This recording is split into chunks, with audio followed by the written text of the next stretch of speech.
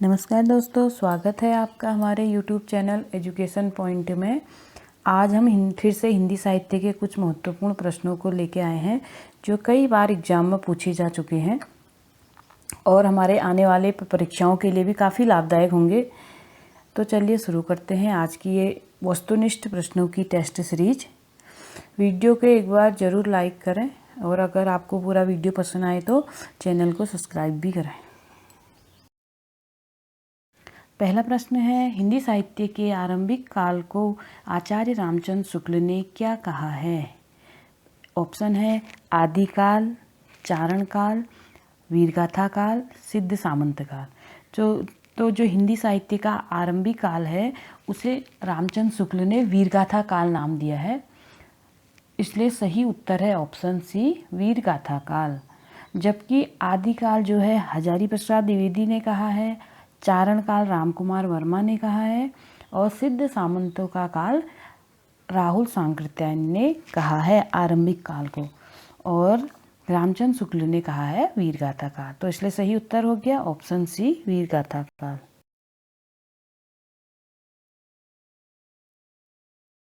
दूसरा प्रश्न है, वीरगाथा काल का कवि नहीं है, कौन नहीं है?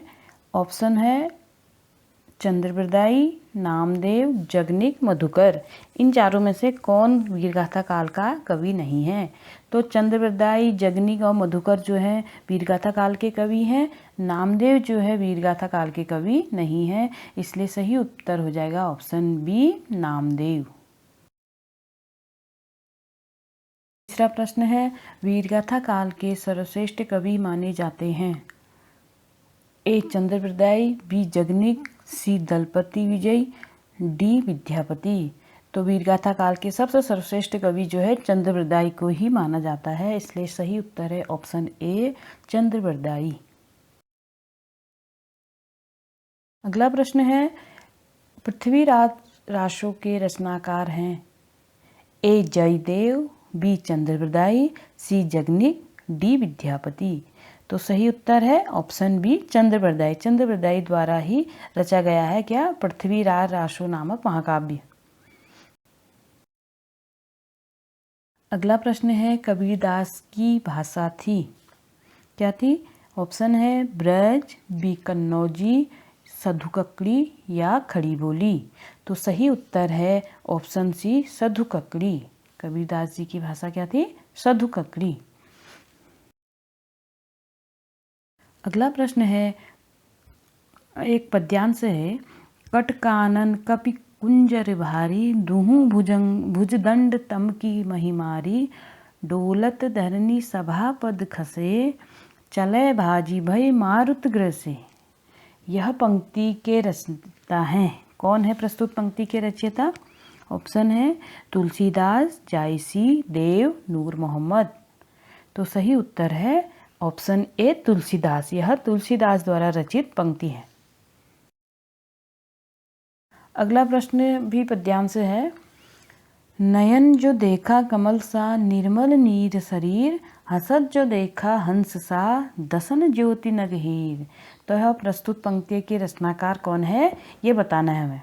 ऑप्शन है ए तुलसीदास, बी जयशंकर प्रसाद, सी जायसी, डी कबीरदास।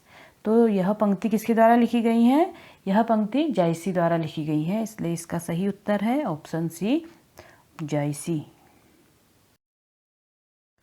अगला प्रश्न है, शिवा बावनी के रचनाकार हैं? शिवा बावनी के रचनाकार कौन है? ए पद्माकर, बी भूषण, सी केशवदास, डी जगनिक।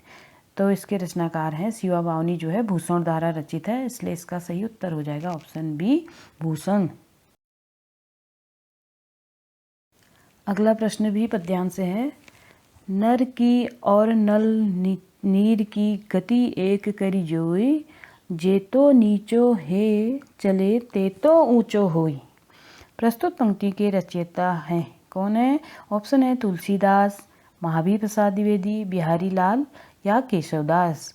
तो इस पंक्ति के रचयिता हैं बिहारी, इसलिए इस प्रश्न का सही उत्तर हो जाएगा ऑप्शन सी बिहारी लाल। अगला प्रश्न है, सखी वे मुझसे कहकर जाते, प्रस्तुत पंक्ति के रचयिता कौन है? ऑप्शन है अज्ञेय, बी मैथिली शरण गुप्त, सी हरिऔध, डी जयशंकर प्रसाद। तो सही उत्तर है ऑप्शन बी मैथिली शरण गुप्त। मैथिली शरण गुप्त द्वारा रचित जो यशोधरा नामक काव्य है उससे यह पंक्ति लिया गया है। तो सही उत्तर हो जाएगा ऑप्शन बी मैथिली शरण गुप्त।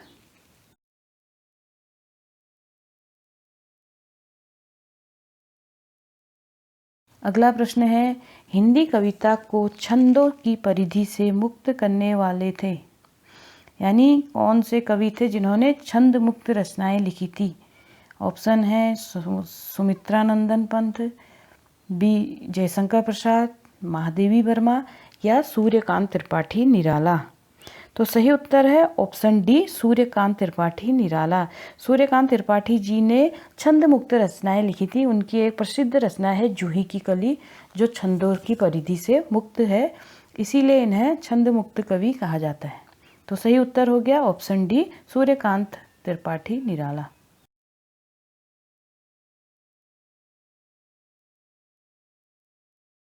अगला प्रश्न है तितली किसकी रचना है? ऑप्शन है जयशंकर प्रसाद, आचार्य रामचंद्र शुक्ल, श्याम सुंदर दास या महावीर प्रसाद द्विवेदी। तो सही उत्तर है जयशंकर प्रसाद। तितली क्या है? जयशंकर प्रसाद द्वारा रचित एक उपन्यास है। तो सही उत्तर ऑप्शन ए जयशंकर प्रसाद।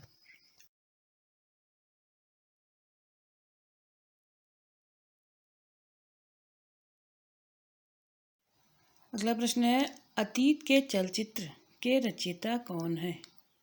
अतीत के चलचित्र ऑप्शन है जयशंकर प्रसाद, सूर्यकांत त्रिपाठी निराला, महादेवी वर्मा या सुमित्रानंदन पंत। तो इसका सही उत्तर है महादेवी वर्मा। अगला प्रश्न है पल्लव के रचयिता हैं। पल्लव के रचयिता कौन है? ऑप्शन है सुमित्रानंदन पंत, निराला, जयशंकर प्रसाद या महादेवी वर्मा। तो इस प्रश्न का सही उत्तर है ऑप्शन ए सुमित्रानंदन पंत। अगला प्रश्न है चिंतामणि के रचयिता हैं। ऑप्शन है जयशंकर प्रसाद, महावीर प्रसाद द्विवेदी, रामचंद्र शुक्ल या हरिऔध। तो सही उत्तर है option C Ramchandra Shukla. Next है जन्मेजय का नागयज्ञ किसकी कृति है? जन्मेजय का नागयज्ञ जो है एक नाटक है। ऑप्शन है सेठ गोविंद दास, जयशंकर प्रसाद, लक्ष्मी नारायण लाल, गोविंद वल्लभ पंत। तो जन्मेजय का नागयज्ञ जो है एक नाटक है, यह जयशंकर प्रसाद द्वारा रचित है। तो उत्तर है ऑप्शन बी जयशंकर प्रसाद। अगला प्रश्न है हम दीवानों की क्या हस्ती है, आज यहाँ कल वहाँ चले, मस्ती का आलम साथ चला हम, धूल उड़ाते जहाँ चले। यह प्रस्तुत पंक्ति के रचयिता हैं। कौन है? ऑप्शन है सियाराम शरण गुप्त, भगवती चरण वर्मा, सुभद्रा कुमारी चौहान या रामधारी सिंह दिनकर। तो इस प्रश्न का सही उत्तर है यह पंक्ति जो है भगवती चरण वर्मा द्वारा रचित है। तो सही उत्तर है ऑप्शन बी भगवती चरण वर्मा। अगला है निम्नलिखित में सबसे पहले अपनी आत्मकथा हिंदी में किसने लिखी? तो 4 ऑप्शन दिए गए हैं, उसमें से बताना है कि अपनी आत्मकथा सबसे पहले हिंदी में किसने लिखी। ऑप्शन है श्याम सुंदर दास, सेठ गोविंद दास, जवाहरलाल नेहरू या राजेंद्र प्रसाद। तो इस प्रश्न का सही उत्तर है राजेंद्र प्रसाद। उन्होंने ही अपनी आत्मकथा जो है हिंदी में सर्वप्रथम लिखी।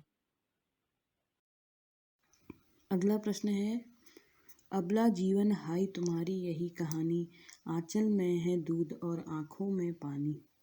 उपयुक्त पंक्तियाँ किस काव्य की हैं? ऑप्शन है कामायनी, साकेत, यशोधरा, आंसू। तो सही उत्तर है ऑप्शन सी यशोधरा। मैथिली शरण गुप्त द्वारा रचित जो ग्रंथ है यशोधरा, वहाँ से यह पंक्तियाँ ली गई हैं।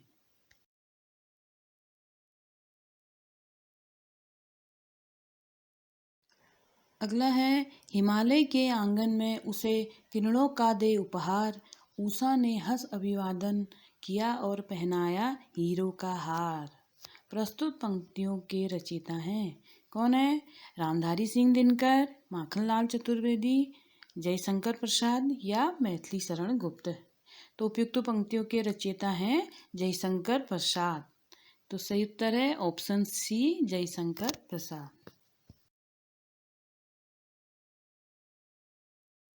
आंचलिक रचनाएं किससे संबंधित होती हैं? आंचलिक रचनाएं किससे संबंधित होती हैं? ऑप्शन है देश विशेष से, लोक विशेष से, क्षेत्र विशेष से या जाति विशेष से। तो सही उत्तर है क्षेत्र विशेष से। आंचलिक रचनाएं जो है एक क्षेत्र विशेष से संबंधित होती हैं। अगला है निर्गुण भक्ति काव्य का प्रमुख कवि है। कौन है निर्गुण भक्ति काव्य का प्रमुख कवि? ऑप्शन है सूरदास, तुलसीदास, कबीरदास या केशवदास। तो निर्गुण भक्ति काव्य धारा के कवि जो हैं इनमें से कबीरदास जी हैं और सूरदास, तुलसीदास, केशवदास जो हैं सगुण भक्ति काव्य धारा के कवि हैं। तो सही उत्तर हो जाएगा ऑप्शन सी, कबीरदास।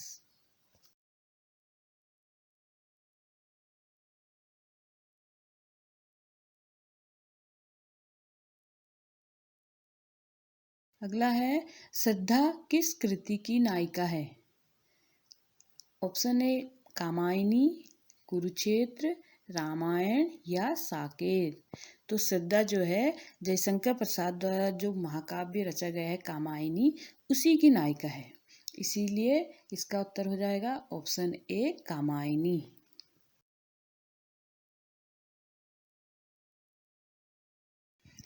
अगला प्रश्न है तरुवर फल नहीं खाते हैं, सरवर पियहि न पान। प्रस्तुत पंक्ति के रचयिता हैं रहीम, कबीरदास, रसखान या बिहारी। तो सही उत्तर है ऑप्शन ए, रहीम। यह पंक्ति जो है रहीम द्वारा लिखित है, तो ऑप्शन ए, रहीम इसका सही आंसर है। अगला प्रश्न है तरनी तनुजा तट तमाल तरुवर बहु छाए। प्रस्तुत पंक्ति के रचयिता हैं भारतेंदु हरिश्चंद्र, रामधारी सिंह दिनकर, माखनलाल चतुर्वेदी या रामनरेश त्रिपाठी। तो प्रस्तुत पंक्ति जो है भारतेंदु हरिश्चंद्र द्वारा रचित है, इसलिए सही उत्तर है ऑप्शन ए, भारतेंदु हरिश्चंद्र। अगला है बुंदे लेहर बोलो के मुँह हमने सुनी कहानी थी, खूब लड़ी मर्दानी वह तो झांसी वाली रानी थी। प्रस्तुत पंक्ति के रचयिता हैं कौन है? ऑप्शन है सत्यनारायण पांडे, मैथिली शरण गुप्त, सुभद्रा कुमारी चौहान या महादेवी वर्मा। तो सही उत्तर है ऑप्शन सी, सुभद्रा कुमारी चौहान। अगला प्रश्न है मुझे तोड़ लेना बनवाली उस पथ पर देना तुम फेंक, मातृभूमि पर शीश चढ़ाए ने जिस पथ जावे वीर अनेक। प्रस्तुत पंक्ति के रचयिता कौन है? सत्यनारायण पांडे, सोहनलाल द्विवेदी, बालकृष्ण शर्मा नवीन या माखनलाल चतुर्वेदी। तो सही उत्तर है माखनलाल चतुर्वेदी द्वारा यह पंक्तियां रचित हैं। अगला है दरवाजे से चंडालगढ़ी की तरफ नज़र दौड़ाने पर एक अद्भुत दृश्य दिखाई देता था। इस पंक्ति के रचनाकार हैं कौन है? राहुल सांकृत्यायन, रामचंद्र शुक्ल, जवाहरलाल नेहरू या डॉक्टर राजेंद्र प्रसाद। तो यह पंक्ति जो है राहुल सांकृत्यायन द्वारा रचित है, ऑप्शन ए सही उत्तर हो जाएगा, ऑप्शन ए, राहुल सांकृत्यायन।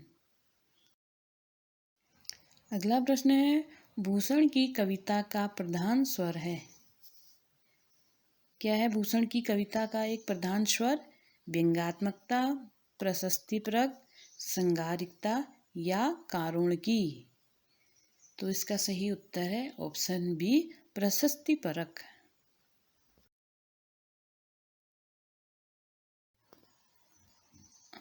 अगला लास्ट प्रश्न है अपभ्रंश में कृष्ण काव्य के प्रणेता हैं।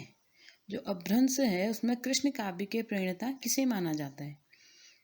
पुष्पदंत को, शालिभद्र सूरि को, स्वयंभू को या हरिभद्र सूरि को?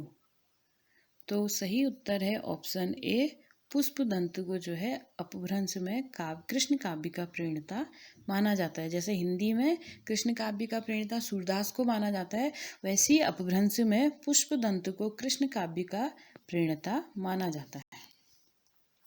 तो आशा है आपको यह टेस्ट सीरीज ज़रूर पसंद आई होगी। अगर आपको पसंद आई तो चैनल को सब्सक्राइब करें और वीडियो को लाइक ज़रूर करें।